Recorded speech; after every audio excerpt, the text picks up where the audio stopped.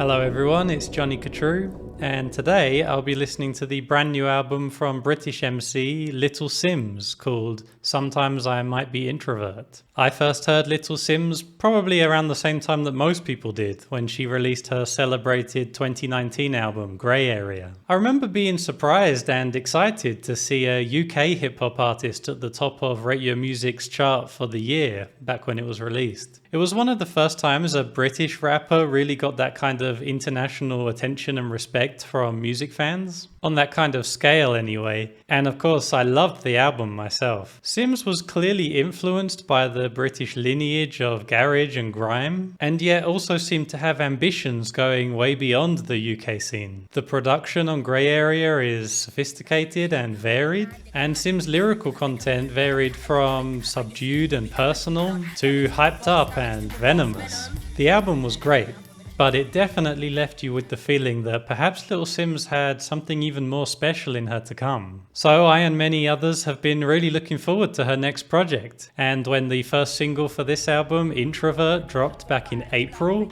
yeah, we've had a long wait since then. It was very exciting to see that Little Simz seems to be pushing things forward in terms of scope and ambition this time. The singles that followed have all been fantastic as well and really varied, suggesting that this new album is going to have a whole lot to offer. So do me a favor and click the like button on this video and let's get into this. Track 1 was the first single and it's called Introvert.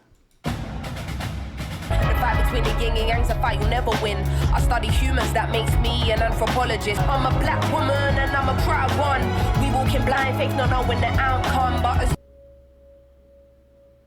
still sounds fantastic from the first time I heard it.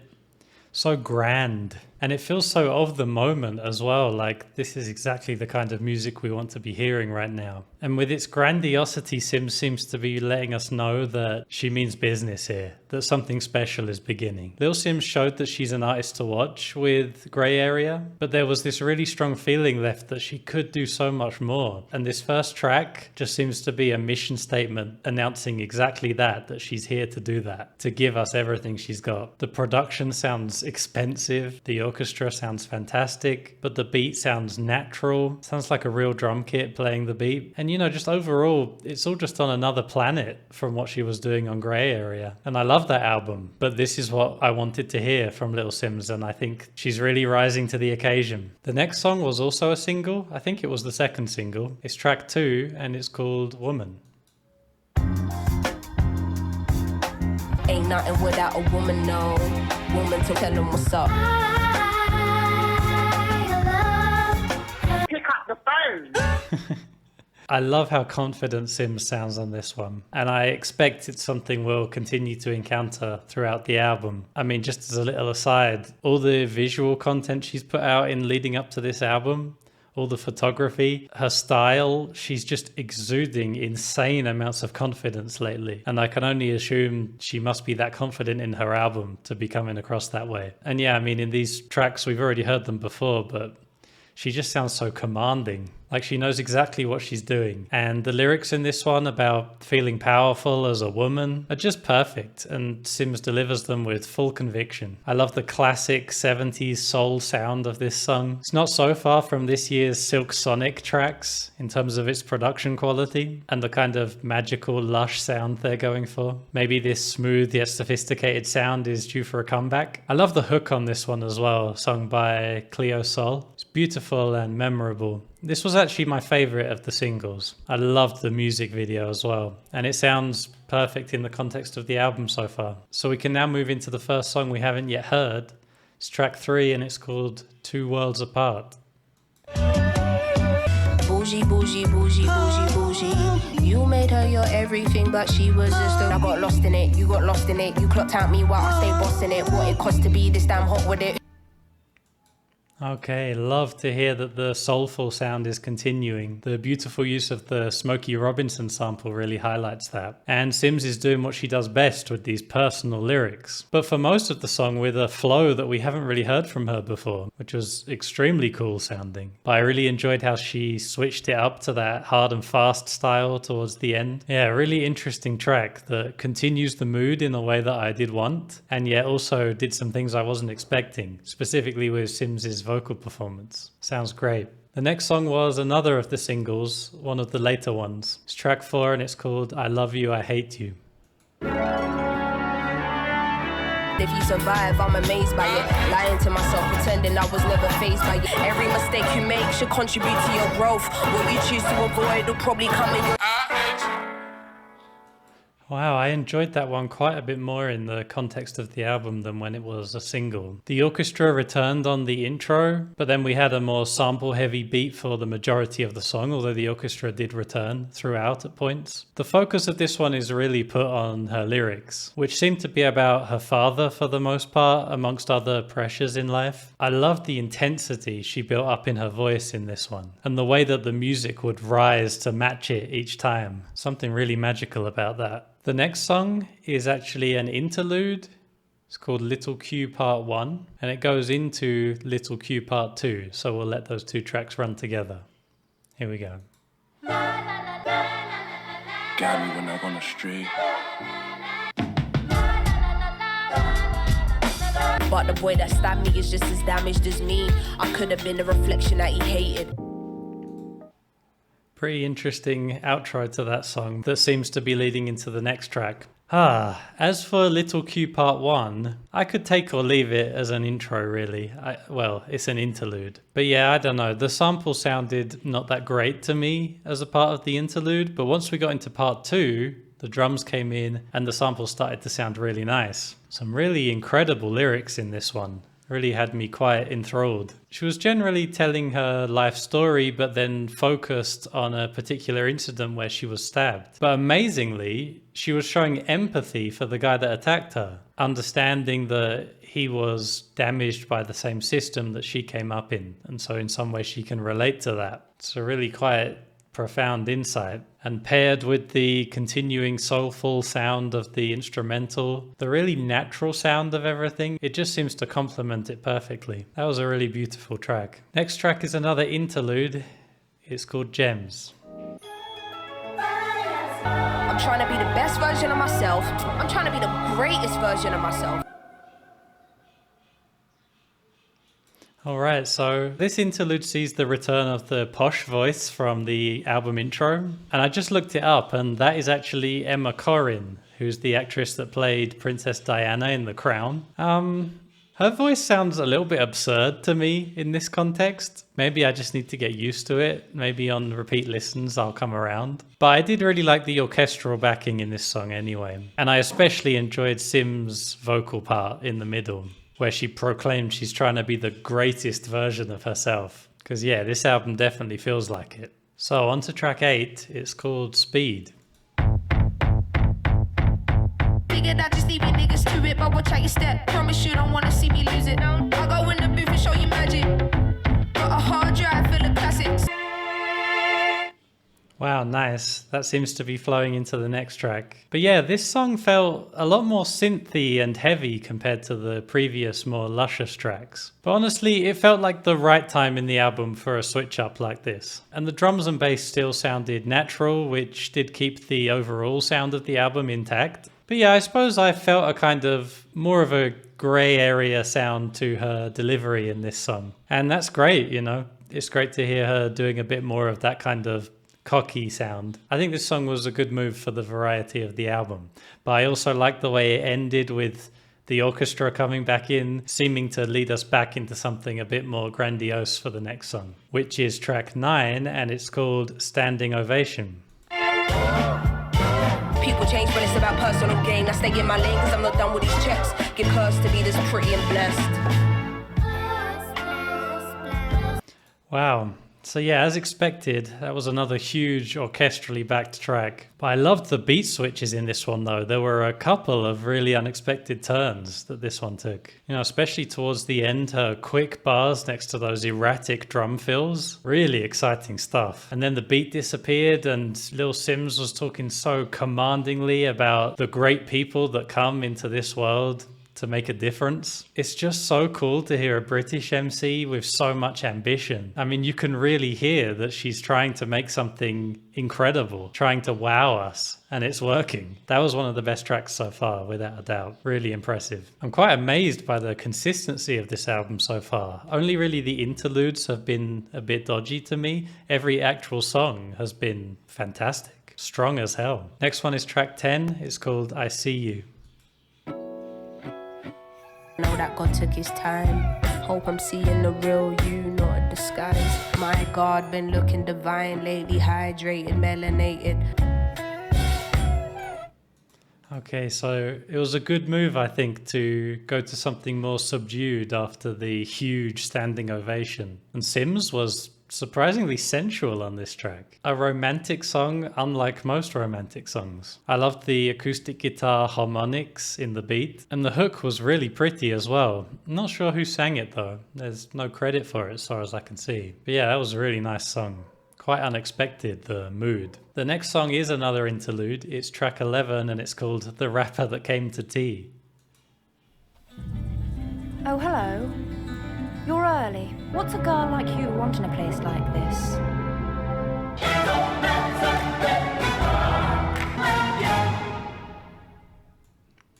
Okay. So I'm still not sure about that posh narration that comes in on these interludes. I'm just not sure where it's going, I guess. I don't quite feel what the point is. I'll appreciate everyone's thoughts in the comments though. Even in the instrumental of this one, there's something faintly ridiculous sounding about it to me. Like on the actual songs, the grandiosity of the orchestral parts seem to work for me and just seem to be full of this kind of power. But then in these interludes, and especially in this one, I just kind of felt they just sound a bit overblown instead. I guess it's a thin line between that kind of grandiosity and feeling overblown. But I feel that in the interludes, it's veering slightly on the wrong side of that line for me. So the next song is track 12, and it was another of the singles, and it's called Rollin Stone. Calling shots like a calling favors, facts. My niggas got me if I ever need that. I just book a flight, I'll need to land and have some me time. All right, I do really enjoy the dark sound of that one. And you know, it's really a relief to hear something with some grit after that last interlude before it. Fantastic track order on this album. The right thing always seems to come after the track before it. I really liked this track when I first heard it, but I guess it was slightly disappointing after how grandiose and beautiful Introvert and Woman were. I guess it just felt slightly more generic compared to those tracks, which were such a left turn for Little Simz. But I think it's still a great track, and here in the context of the album, it works even better. So yeah, I loved it. Next song is track 13, and it's called Protect My Energy.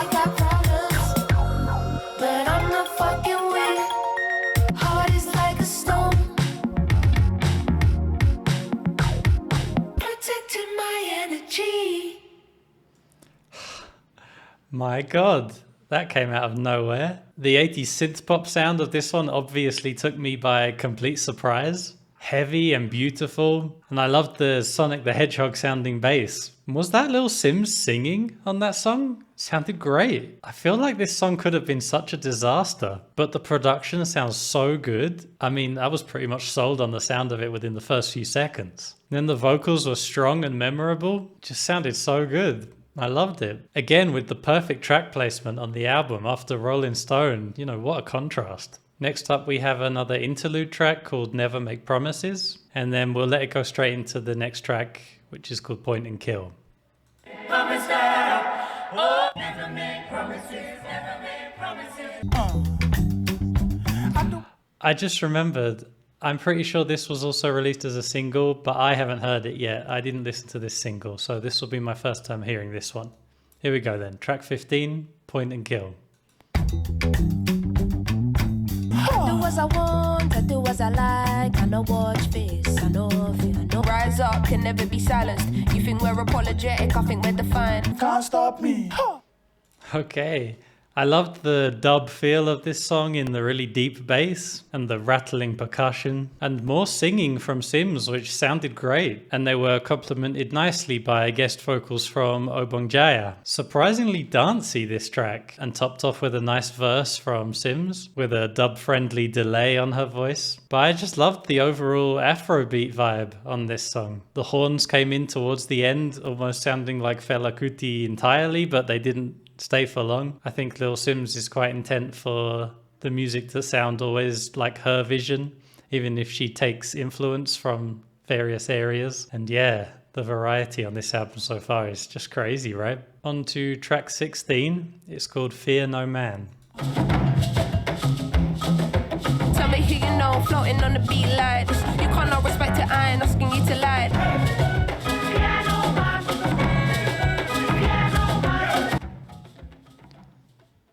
So yeah, wow. That song actually really unexpectedly upped the Afrobeat vibe. And I ended up enjoying this track even more than the last one. It really sounded like such a party, so positive and upbeat. 𝐿𝐶𝐻𝐿 was laying down some fantastic verses. And there was just so much atmosphere on this song. This album just keeps surprising me. Next up is the last interlude. It's track 17 and it's called The Garden.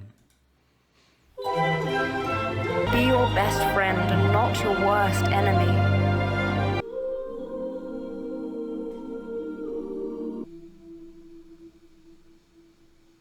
Okay, so of course I'm still not too happy with the voice at the start of this song, but the content of the actual words being said this time was pretty compelling. And I did really like the orchestral backing this time, and the choir on the tail end sounded brilliant. So yeah, I'm still not completely sold on the concept of the interludes through this album, but that was one of the better ones. On to track 18, it's called How Did You Get Here? Times I thought I had lost it all when I ain't even have shit to my name. Student, you work twice as hard cause you black. Used to think mum exaggerated to the world, show me it's fact. Nice. Another track with 𝐿𝐶𝐻𝐿 talking about her past, this time specifically about how she kept her passion for music alive all through the ups and downs of trying to make it, always keeping focused on her goal. And all this over a beautifully nostalgic, layered instrumental. Just sounds fantastic. A really inspirational track in terms of its themes and its sound. And I guess I feel it's a really good summation of the album as a whole, that song. In terms of its grandiose delivery, the production sounding so lush and beautiful, like so many of the strongest tracks on this album have. But I guess the themes of it just really get down to the point, which is about the journey that 𝐿𝐶𝐻𝐿 has gone on to get to this point. Fantastic track. Could have been a great last song. But we have one track left. It's number 19 and it's called Misunderstood. Sussing me out, secretly hoping I'm done with the pen. No receipts, can't return the gift I was sent. Little misleading, misguided, misunderstood, misjudged. That's the end of the album. And yeah, I definitely think it was a good move to wrap things up with that 70s soulful sound again. Of course, the album started with the more grandiose orchestral side of this album, but then the more natural and soulful sound has popped up several times since then, starting in Woman. And I do feel it was the right choice to end on that sound. Flawless production on this one, as throughout. But yeah, I really liked the stripped down feeling of this one. 𝐿𝐶𝐻𝐿's vocal was so close up in the mix. Really makes it feel like she's right there next to you. But I think it works because it makes you really focus in on her words. And it's quite sad that the last lyrics she said seemed to be about losing touch with her sister. I guess for her to make that the last thing she spoke about on the album, it must be something that's important to her. So I hope that works out in the end for her. But yeah, lovely last track. Very personal, like so much of the album. But I just loved the vulnerable feeling it left us with. So as I said at the start, I was really banking on this album being an artistic triumph, not just for 𝐿𝐶𝐻𝐿 herself, but for UK rap music as a whole. And I am absolutely chuffed to say that she's done it. In fact, I'd say she's gone quite beyond even what I hoped for. I was hoping just for something consistent, a bit more conceptual on the level of Grey Area, but maybe bringing things together a bit more tightly. But Sometimes I Might Be Introvert has gone 100% in all those areas, above and beyond all my expectations. Everything I hoped for and way more. In fact, with how layered and beautiful the production is,